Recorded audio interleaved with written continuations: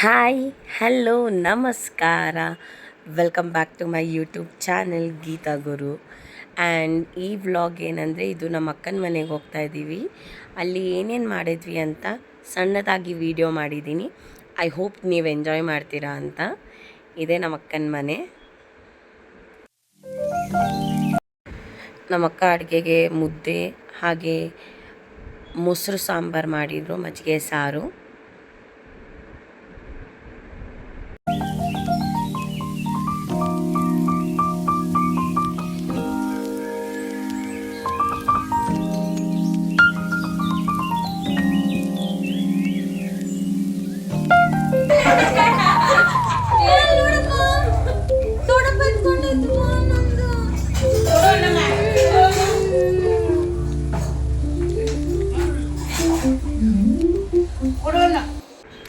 ಊಟ ಎಲ್ಲ ಆದಮೇಲೆ ಮೇಲ್ಗಡೆ ಹೋಗಿ ಸ್ವಲ್ಪ ನನ್ನ ಮಗನ ಜೊತೆ ಎಲ್ಲರೂ ಎಂಜಾಯ್ ಮಾಡ್ತಿದ್ರು. ಅವನು ಹೇಗೆ ಆಡ್ತಾರೆ ಹಾಗೆ ಮಾಡ್ತಾ ಇದ್ದ. ಹೆಂಗೆ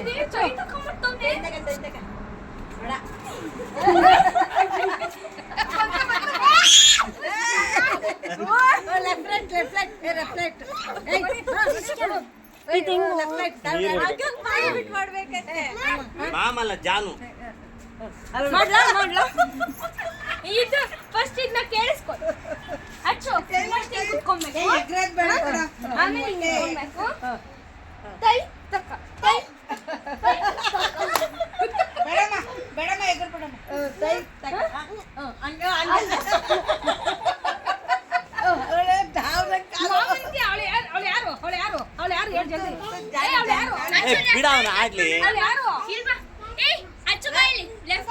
ಅಲ್ಲಿ ಹಿಡಿಯೋ ಕ್ಲೀನ್ ಆಗಿ ವಿಡಿಯೋಸ್ ತೆಗಿತಿದ್ದೀನಿ.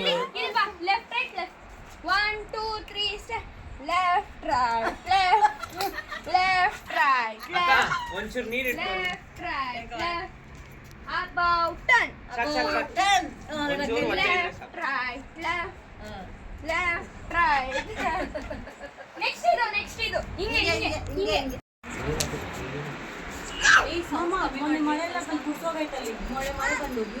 ಮೊಳೆ ಅಲ್ಲ ಅದು ಮಳೆ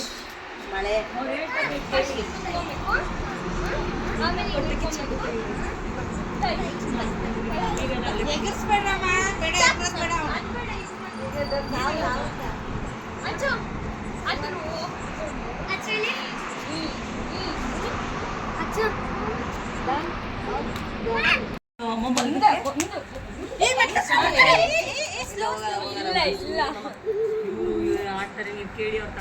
ಮೇಡಮ್ ಕೈ ಬಿಡು ಕಾಲ್ ಮಾಡು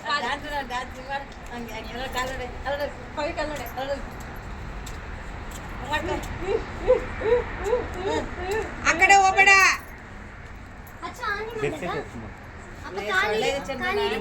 ಅಲ್ಲಿಂದ ಸೀದಾ ಚೆನ್ನಾಗಿ ಎಂಜಾಯ್ ಮಾಡ್ಕೊಂಡು ಕೆಳಗಡೆ ಹೋಗಿ ಸ್ವಲ್ಪ ಆಟ ಆಡ್ಕೊಂಡು ಮಲಗಿಬಿಟ್ವಿ. ಇದು ನೆಕ್ಸ್ಟ್ ಡೇ ನಮ್ಮ ಅಕ್ಕ ನನ್ನ ಮಗನಿಗೋಸ್ಕರ ಹಾಲು ಹೇಗೆ ಕಾಯಿಸೋದು ಅಂತ ಕೇಳ್ತಾ ಇದ್ಲು. ಯಾಕಂದರೆ ನನ್ನ ಮಗನಿಗೆ ಹಾಲು ಸ್ವಲ್ಪ ನೀರಾಗೆ ಕೊಡ್ತೀನಿ, ಹಾಗಾಗಿ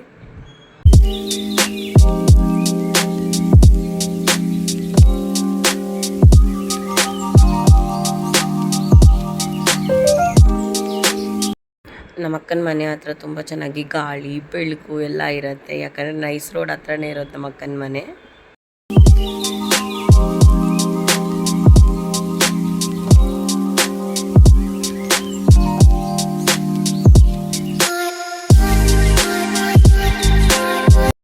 ಹಾಯ್, ಇವತ್ತು ನಮ್ಮ ಅಕ್ಕನ ಮನೇಲಿ ಇದ್ದೀವಿ. ನಮ್ಮ ಅಕ್ಕ ಇವತ್ತು ಏನು ಮಾಡ್ತಿದ್ದಾಳೆ ಅಂತ ನೋಡೋಣ ಬನ್ನಿ. ನಮ್ಮ ಅಕ್ಕ ಇವತ್ತು ಬೆಳಗಿನ ಟಿಫನ್ಗೆ ಹೆಸ್ರು ಕಾಳು ಪಲ್ಯ ಮತ್ತು ಹೆಣ್ಕಾಯಿ ಪಲ್ಯ ಮಾಡ್ತಾಯಿದ್ಲು. ಹೆಣ್ಕಾಯಿ ಪಲ್ಯ ಬಂದು ಕಂಪ್ಲೀಟಾಗಿ ದಾವಣಗೆರೆ ಸ್ಟೈಲ್ ನಮ್ಮ ಅತ್ತೆ ಹೇಳ್ಕೊಟ್ಟಿರೋದು. ಹೇಗೆ ಮಾಡೋದು ಅಂತ ಕೂಡ ಹೇಳ್ಕೊಡ್ತೀನಿ. ತೆಂಗಿನಕಾಯಿ ತುರಿ ಮತ್ತು ಗಸಗಸೆ ಮತ್ತು ಒಂಚೂರು ಎಳ್ಳನ್ನು ಹಾಕಿ ಎಳ್ಳನ್ನು ಸ್ವಲ್ಪ ಹುರಿದ್ಬಿಟ್ಟು ಮಿಕ್ಸಿಗೆ ಹಾಕ್ಕೊಳ್ಬೇಕು. ಹಾಗೆ ಸ್ವಲ್ಪ ಕಡಲೆ ಬೀಜ ಕೂಡ ಹುರ್ಕೊಳ್ಬೇಕು.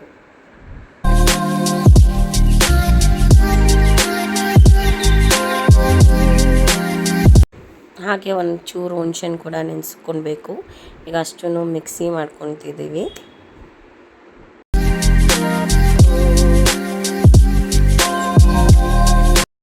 ಈಗ ತೆಂಗಿನಕಾಯಿ, ಗಸಗಸೆ, ಕಡಲೆಬೀಜ ಮತ್ತು ಎಳ್ಳನ್ನ ಮಿಕ್ಸಿ ಮಾಡ್ಕೊಂಡಿದ್ವಲ್ಲ, ತರಿಯಾಗಿ ಮಿಕ್ಸಿ ಮಾಡ್ಕೊಳ್ಬೇಕು.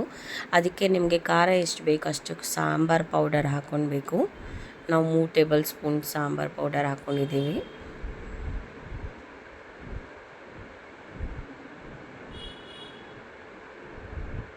ಹಾಗೆ ಸ್ವಲ್ಪ ಅಚ್ಚ ಖಾರದ ಪೌಡರು,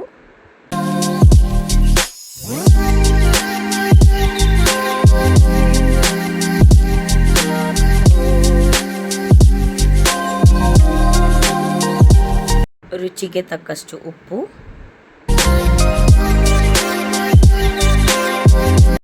ಹಾಗೆ ಒಂದು 3 to 4 table spoon Uchil powder, ಹಾಗೆ ಹುಣಸೆ ಹಣ್ಣನ್ನು ನೆನೆಸಿದ್ವಿಯಲ್ಲ, ಹುಣಸೆ ಹಣ್ಣು ನೀರು, ಹಾಗೆ ಅರಿಶಿನ, ಸ್ವಲ್ಪ ಅಡುಗೆ ಎಣ್ಣೆ ಹಾಕಿ ಚೆನ್ನಾಗಿ ಮಿಕ್ಸ್ ಮಾಡ್ಕೊಳ್ಬೇಕು. ಬೆಲ್ಲ ಹಾಕಬೇಕು ಸ್ವಲ್ಪ. ನಿಮಗೆ ಸ್ವೀಟ್ ಬೇಕಾದರೆ ಹಾಕ್ಕೊಳ್ಬೋದು, ಇಲ್ಲಾಂದರೆ ಅದನ್ನು ಸ್ಕಿಪ್ ಮಾಡ್ಬೋದು.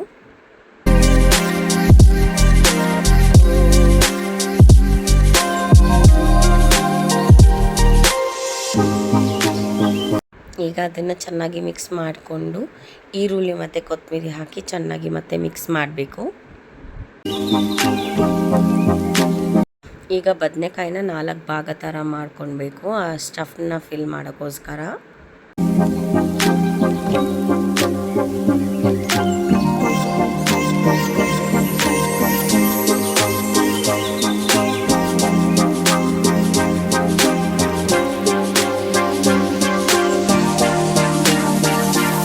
ಈಗ ಒಗ್ಗರಣೆಗೆ ಎಣ್ಣೆ, ಸಾಸಿವೆ ಮತ್ತು ಹೆಚ್ಚಿಕೊಂಡಿದ್ದ ಈರುಳ್ಳಿ, ಕರಿಬೇವು ಹಾಕ್ಕೊಂಡಿದ್ದಿದ್ರೆ ಹಾಕ್ಕೊಳ್ಬೋದು.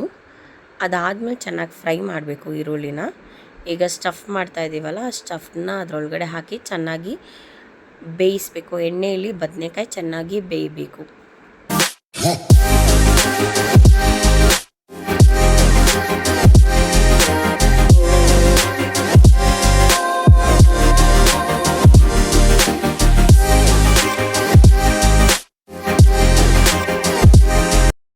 ಈಗ ಸ್ವಲ್ಪ ಚೆನ್ನಾಗಿ ಬೆಂದಿದೆ, ಎಣ್ಣೆ ಬಿಟ್ಕೊತಾ ಇದೆ. ಸೊ ಇವಾಗ ಮಿಕ್ಕಿದ ಮಸಾಲೆನ ಅದಕ್ಕೆ ಸ್ವಲ್ಪ ನೀರು ಹಾಕ್ಕೊಂಡು ಆ ಬೇಯಿಸಿರೋ ಬದನೆಕಾಯಿಗೆ ಚೆನ್ನಾಗಿ ಹಾಕಿ ಇನ್ನೊಂದು ಸತಿ ಕುದಿಸ್ಬೇಕು.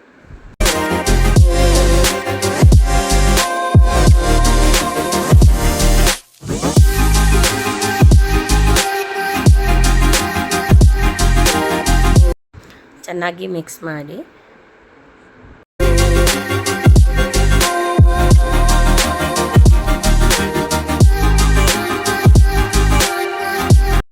ಒಂದು 15 to 20 ಮಿನಿಟ್ಸ್ ಚೆನ್ನಾಗಿ ಬೆಂದ ಮೇಲೆ ಅದು ಕನ್ಸಿಸ್ಟೆನ್ಸಿ ಬರುತ್ತೆ, ಆವಾಗ ರೆಡಿ. ಹಾಗೆ ನನ್ನ ಮಗಂಗೆ ಕೂಡ ಚಪಾತಿ ಹೆಣ್ಗಾಯಿ ಪಲ್ಯ ತಿನ್ನಿಸ್ತಾ ಇದ್ದೀನಿ. ಅವ್ನು ತುಂಬ ಎಂಜಾಯ್ ಮಾಡ್ಕೊಂಡು ತಿಂತಾ ಇದ್ದ.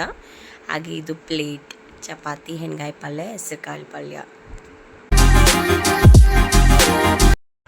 ಟಿಫನ್ ಆದಮೇಲೆ ಇನ್ನೇನು ಕಂಪ್ಲೀಟ್ ರೆಸ್ಟು. ನಮ್ಮ ಅಕ್ಕನ ಮನೆಗೆ ಬಂದಿರೋದ್ರಿಂದ ಎಲ್ಲರೂ ರೆಸ್ಟ್ ಮಾಡ್ತಾಯಿದ್ದೀವಿ. ಆಲ್ಮೋಸ್ಟ್ ನಿದ್ದೆನೇ ಮಾಡಿದ್ವಿ. ಅದಾದ್ಮೇಲೆ ಟೈಮ್ ಆಯಿತು, ಊಟಕ್ಕೆ ಅನ್ನ ರಸ ಮಾಡಿದ್ದು. ಈಗ ಆನ್ ಗೋಯಿಂಗ್ ನಮ್ಮ ಮಾಮ ಜಾಮೂನ್ ಮಾಡ್ತಾ ಇದ್ದಾರೆ. ಮಾಮ ಹಾಯ್ ಮಾಡಿ ಅಲ್ಲಿಂದ.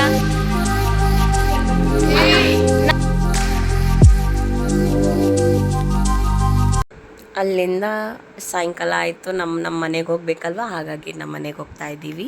ಈ ವ್ಲಾಗ್ ನಿಮಗೆ ಇಷ್ಟ ಆಗಿದ್ರೆ ಲೈಕ್ ಮಾಡಿ, ಶೇರ್ ಮಾಡಿ, ಕಮೆಂಟ್ ಮಾಡಿ, ಹಾಗೆ ಪ್ಲೀಸ್ ಸಬ್ಸ್ಕ್ರೈಬ್ ಮಾಡಿ. ಆದಷ್ಟು ವೀಡಿಯೋಸ್ನ ಹಾಕೋಕ್ಕೆ ಟ್ರೈ ಮಾಡ್ತಾ ಇದ್ದೀನಿ. Thank you.